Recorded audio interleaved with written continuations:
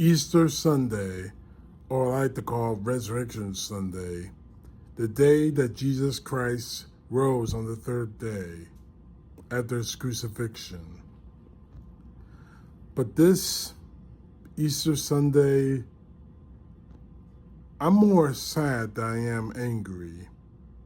Because earlier this week, and I uploaded the video about this, Donald Trump was compared to Jesus Christ.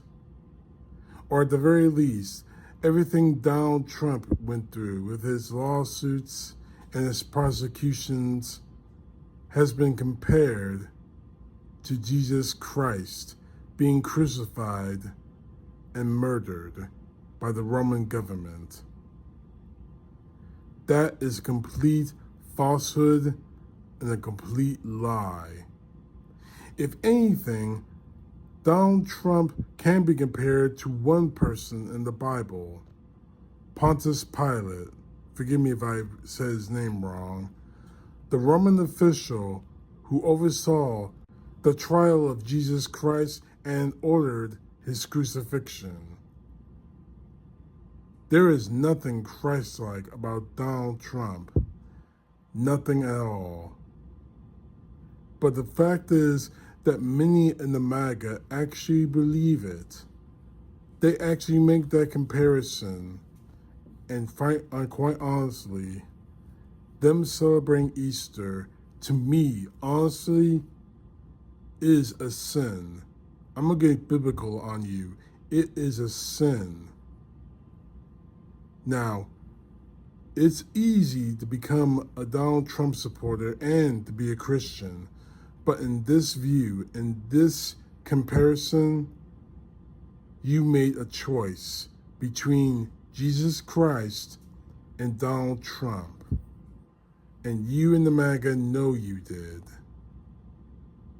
And to help me illustrate those facts, I'm going to read you an article from John Pavlovitz. On Easter, MAGA Christians will tell you they love God and that Jesus is risen. They will be lying. This Easter, the MAGA God lovers will be everywhere. Your social media feed, your streets, perhaps even your dinner tables may be filled with people who loudly claim adoration for Christ and this president. Their social media profiles will be adorned with influential soliloquies about their steadfast faith. They will share memes profoundly declaring that Jesus is risen. They will publicly pledge their fierce and undying love for God, and they will be lying, at least according to Jesus. In the Gospel of Matthew, he tells a crowd of his students and strangers a parable about the coming judgment of God, in which the imagined righteous people will be split into two groups. One will have eternal and joyful fellowship with him, and the other will be forever separated and suffering. And the evaluation will have nothing to do with a magic momentary prayer they uttered, or the money they gave, or the religious service that they attended, or how boldly they announced their faith, and certainly not their political affiliations. Their spiritual convictions and their hearts will be judged solely on how they treated people. Jesus tells those listening that the way they cared for the least of those, the poor, the hungry, the imprisoned, the stranger, will be the way they cared for him. That as they injured or ignored the vulnerable here, they injured or ignored him. And that's scripture. That's me talking, not John. That's scripture. Now, back to the article. In other words, those who imagine themselves right with God Jesus is incarnated in humanity in their path. He is the desperate neighbor they are called to love. Given this, these MAGA Christians will make grand displays of piety and devotion needed to reckon with the gravity of Jesus' works and the implications for their perceived righteousness. Who and where is Jesus on this Easter? Jesus is permanently entombed in a bombed-out basement in Gaza. Jesus was slain on a Minneapolis sidewalk by masked thugs. Jesus lies lifeless beneath the jagged rubble of an Iranian girls' school. Jesus is the veteran whose house was foreclosed on after his aid was canceled. Jesus died from exposure in the squalor of a scolding Florida concentration camp. Jesus is the Latino man weathering the taunts and threats of an emboldened, bigoted population in the very restaurant that he built.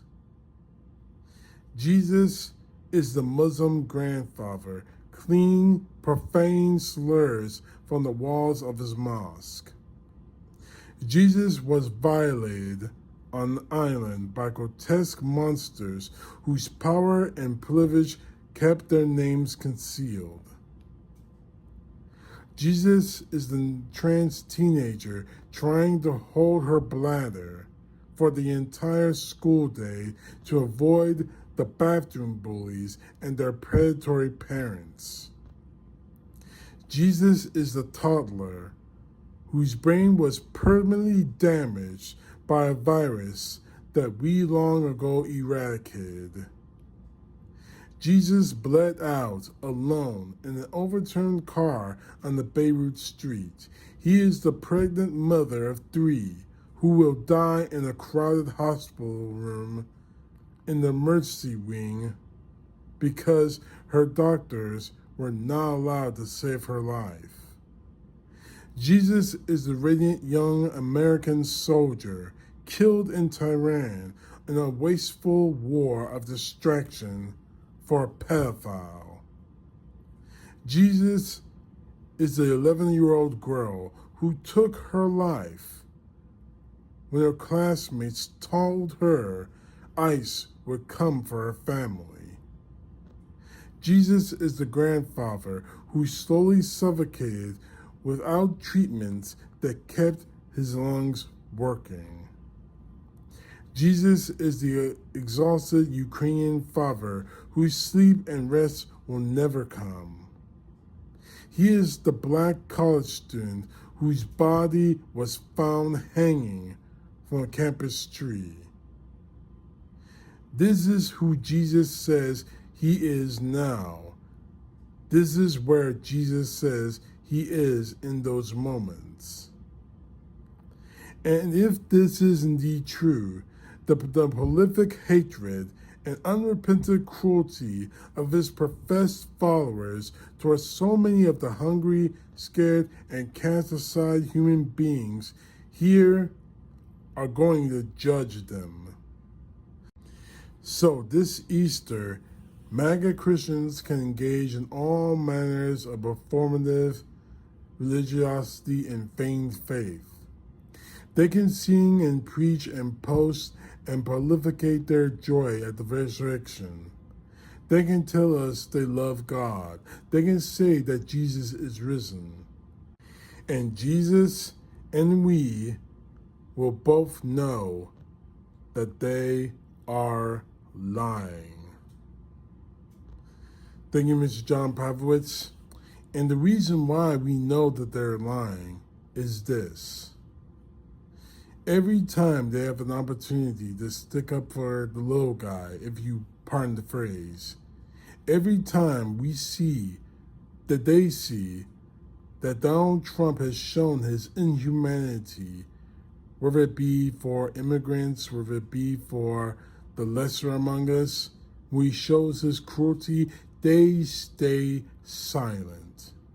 Or worse yet, they double down on it. They applaud it.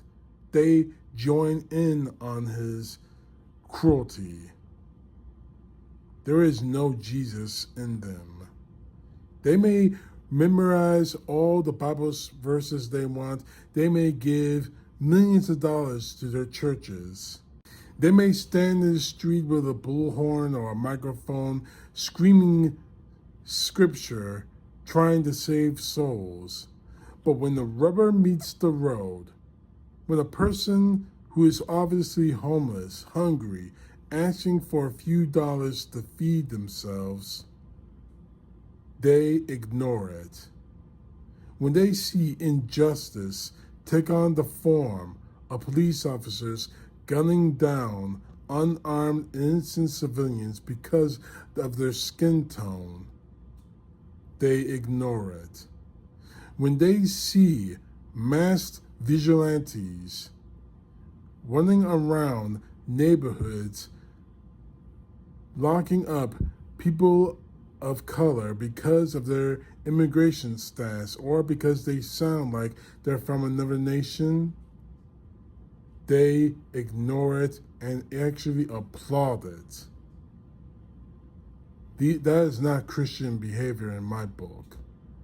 And my book happens to be the Holy Bible, the same Bible that they say they treat with reverence,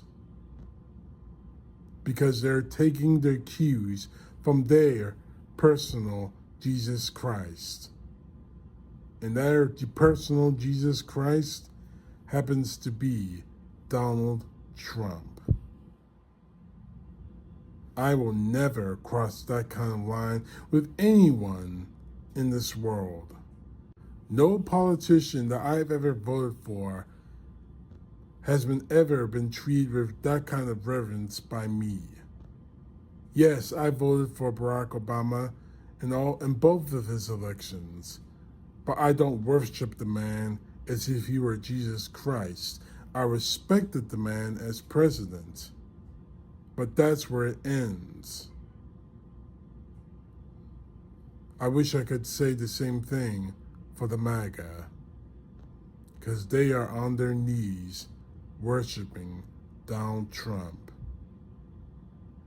And sooner or late, they will have to answer for that kind of blasphemy. And that, to me, is a great sin. CTP, know the truth. God bless. Peace to the left, justice to the right. And happy Easter.